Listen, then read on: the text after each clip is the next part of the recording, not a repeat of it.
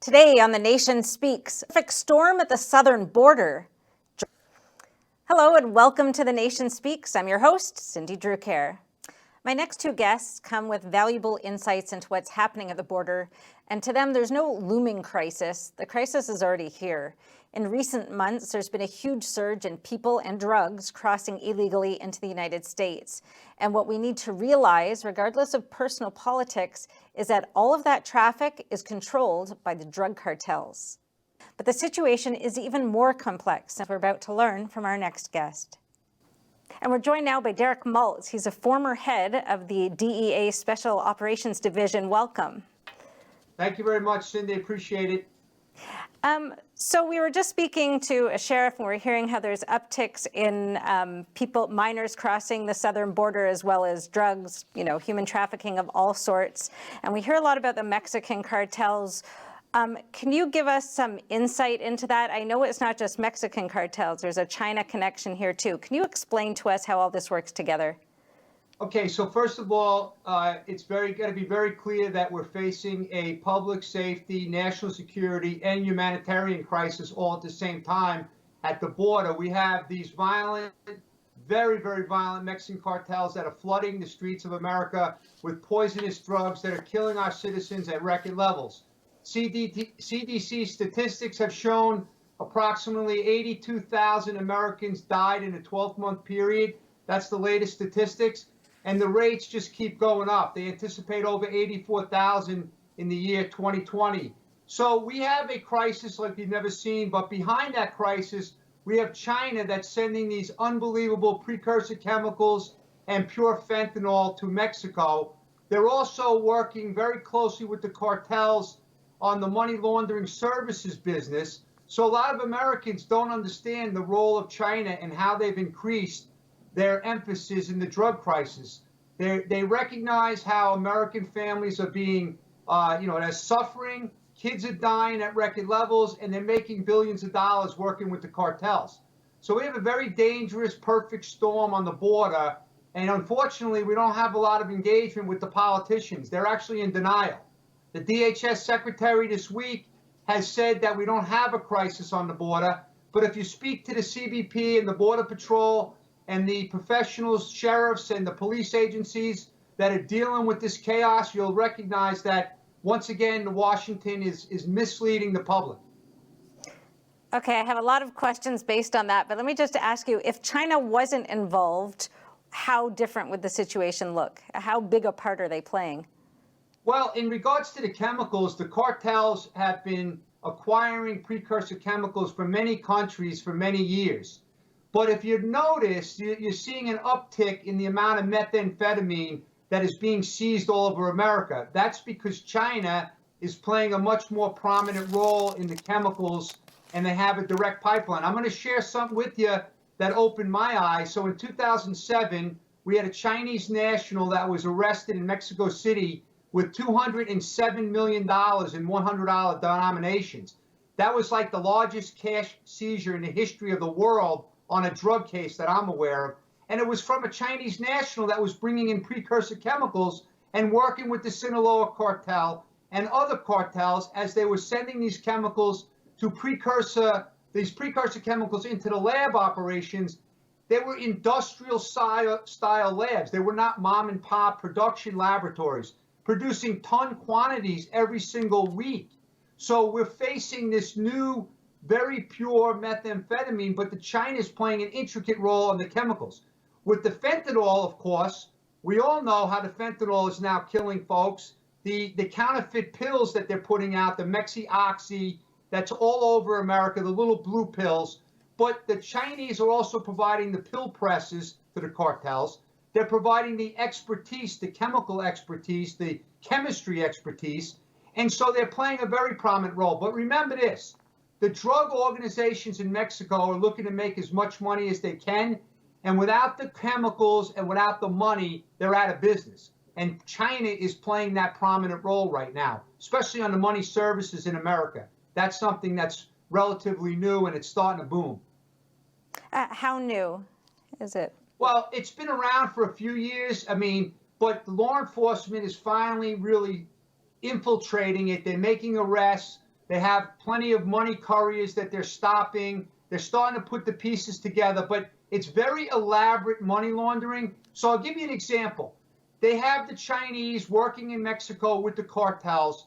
They're giving the cartels need, let's say, $1 million picked up in Las Vegas, as an example. They send the Chinese national young kids. They meet with the drug traffickers. They pick up the cash. They turn the cash over to these legitimate, in many cases, business guys in America that are having a problem getting their cash out of China. There's restrictions on the amount of cash you can export out of China on an annual basis. So they're taking the dirty cash in America, and what they do, Cindy, is they transfer the $1 million over their banking apps from one Chinese bank account to another, and then they have the money already moved overseas without putting the cash inside a U.S. bank where it's easy for government officials to track it. Then a lot of times they'll buy consumer goods in China like sneakers, computers, toys, clothing, and they'll ship that $1 million worth of goods to Mexico, Panama, Colombia, South America, wherever, and then they'll sell the goods for $2 or $3 million, so everybody's making money. But unfortunately, U.S. law enforcement is having a difficult time infiltrating in the undercover manners that historically they've been very successful with the Hispanic money launderers, right? We had plenty of informants, plenty of expertise. We understood the culture. Now we have a situation where we don't have a lot of undercovers that speak Chinese. We don't have a lot of informants. They're starting to develop because law enforcement is very talented. They're going to continue to infiltrate them, but it's overwhelming and it's very creative. And now with cryptocurrency and Bitcoin, it's becoming more difficult to track. So law enforcement has their hands full, but they're very relentless. They'll continue, but Americans are dying at record levels. So we have to get more of a sense of urgency, and we have to stop misleading the public. And thank you for bringing up these important issues. Wow, what a complex situation it is. So from what I know about China, the communist regime would almost have to be behind this if it's operating at this large of a scale. Do you know anything about that? So that's a great question. So obviously, I'll just give you some background. When we were targeting the Afghan kingpins for many years, when we arrested a couple of them, one guy in particular made a comment that selling heroin to the West is a jihad against America. So it's the same concept. Communist China is trying to undermine and destabilize America. We're the biggest adversary for the economic power that they want. So they know that these drugs are destroying our communities. So although I don't personally have concrete evidence that communist China is behind all of this synthetic drug manufacturing and all this drug business, from every expert that I've spoken to, you can't really run these illegal chemical businesses in China, sending chemicals around the world without them controlling it, right? You can't communicate freely in this communist country. So in my opinion, we have a chemical war with as the unrestricted warfare to destroy America without actually sending any missiles or any weapons in our country. They're very sophisticated, very smart, and right now they're beating us at this game. And by the way, just so you know, back in around 2010, we had another crisis from Chinese labs out of Wuhan and other areas with the synthetic drugs, the cannabinoids, the cathinones, bath salts, K2 spice.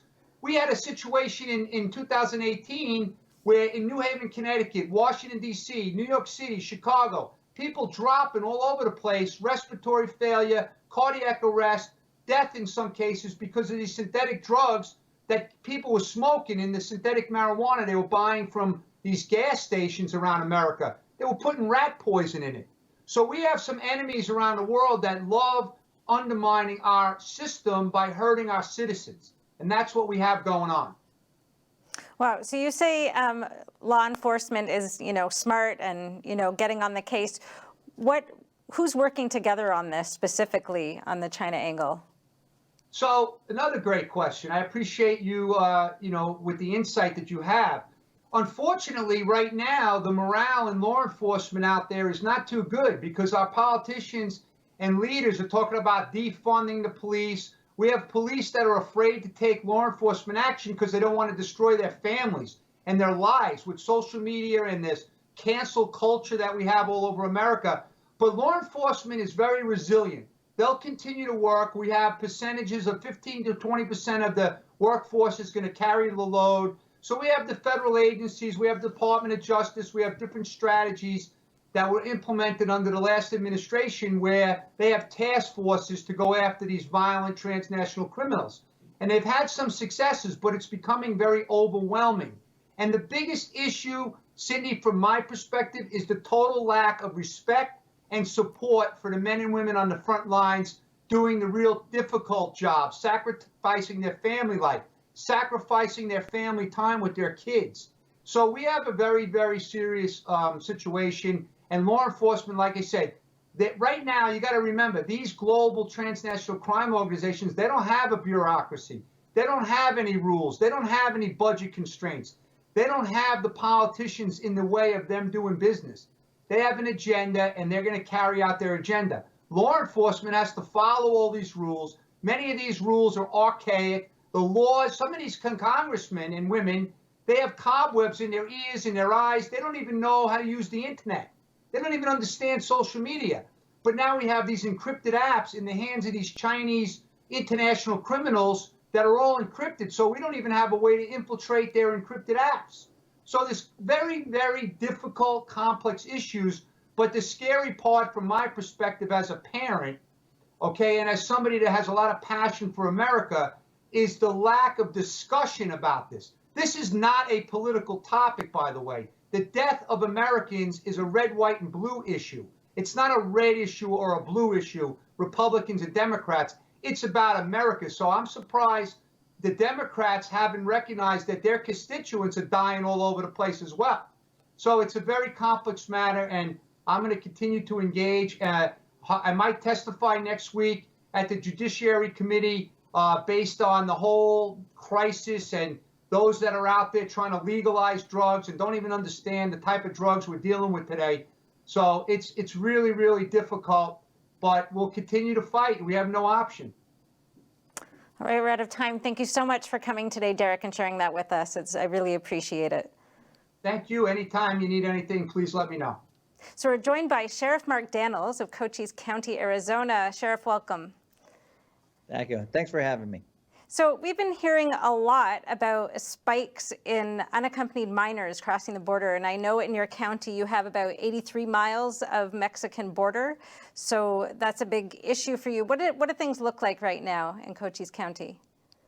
Well, going back to about August, we've seen an uptick in smuggling, mainly on the human side of it, and also an uptick with the drugs. We had about 1,200 off our camera system. We run our own virtual system here at the Sheriff's Office. We had about 1,200 off our camera system. In December, we had over 2,500 and over 500 pounds of illicit drugs that we seized off our system. Since that time, over the last couple months, that uptick just continues to rise. We're looking at numbers back in 2019 where the caravans and surge numbers were impacting the southwest border, and we're seeing the same thing going on again. What accounts for it? Well, I think the biggest thing on the southwest border, and it starts in Washington, D.C. with our congressional people, with our President of the United States, is the message that's being sent. And right now, the message of obviously the rescinding of declaring the southwest border a non-emergency, which took away resources, funding, the physical barrier, the MPP program, the migrant protection protocol, rescinding that and bringing them into the United States. And overall, just the overall message that it's okay to come in the United States right now. And the concern on that is, and I look at it beyond the humanitarian side of this, which is very important to me, but is the public safety side of this, the element that we're going to see as we did in 2019, the criminal element that was exploiting the cartels, our southwest border. The other aspect of it is that worries me is we're in a pandemic. We're in a health pandemic. We got 26 countries that have been banned from coming to the United States because of the COVID, but we're opening up the southwest border. So do I think it's hypocritical? I really do.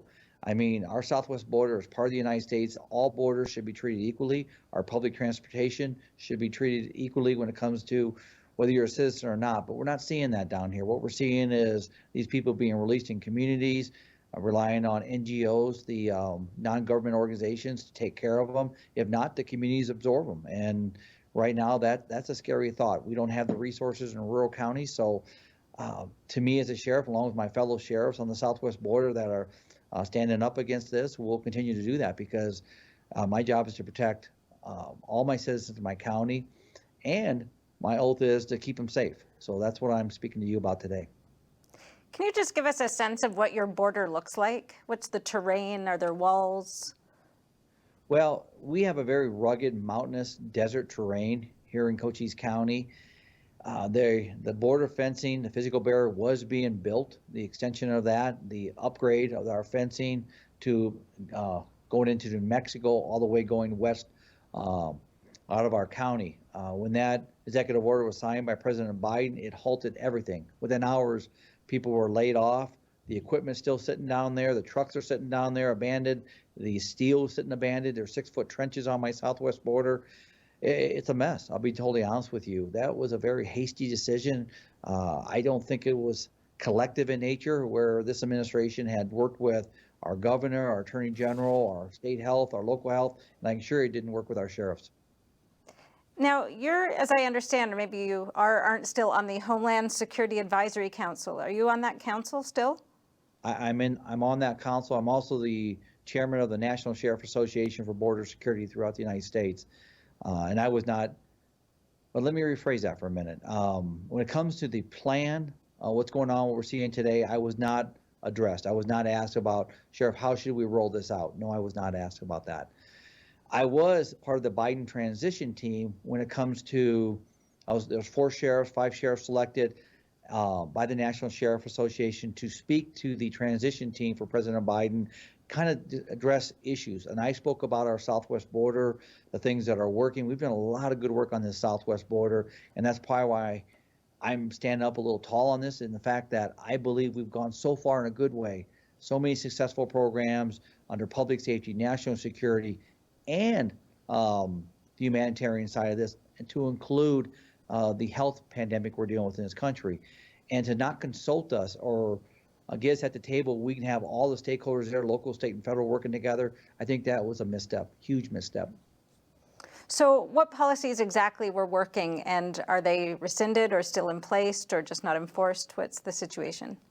Well, as a member of the advisory council, just what it is, advisory to our Secretary of Homeland Security in a room, I bring a community voice to that. Nobody brought me to the table and said, Sheriff, or as a member of the National Sheriff Association, when it comes to, here's the plan we want to roll out. I was told in a meeting several weeks ago with sheriffs, after all these policies were being implemented, we asked for a meeting with DHS leadership. We sat down with them. The statement was made to us that they've been looking at this plan, the reversal of these plans, since and before the election. So this has been going on for some time. Nobody has sat down with me and said, Sheriff, what do you think? What do you think we should do? How should we roll this out? What stakeholders should be at the table? In fact, when I suggested that we should have sheriffs, health officials, governors, your border governors on this committee, they said they hadn't thought of that. And that was just a couple of weeks ago. So obviously communities, which is the direct impact of everything going on these decisions, should have been at the table from the onset. So what exact impacts are you seeing in your community over the last few months? Over the last few months, we've had our pursuits, just our pursuits, when it comes to smuggling, whether smuggling, and I call it modern day slavery, when you take humans and you put them in servant roles and you try to smuggle them into the country, only to be servant to the cartels within these communities, whether it be under gangs, drugs, sex trafficking, whatever it may be. It's not a way of life most Americans enjoy, our freedoms and our liberties. So what we're seeing a lot of is the human smuggling. The more messages that we put that the border is open, that it's okay to come in illegally, and then the consequences are nil to none, we're going to get more and more people coming in this country, and that should scare every American. But we're seeing a lot of pursuits. On the way over to this meeting today, there was a pursuit in my county again. My supervisor just spoke to me a few minutes ago, talking about there's like 5 different pursuits over the last 24 hours, very short time.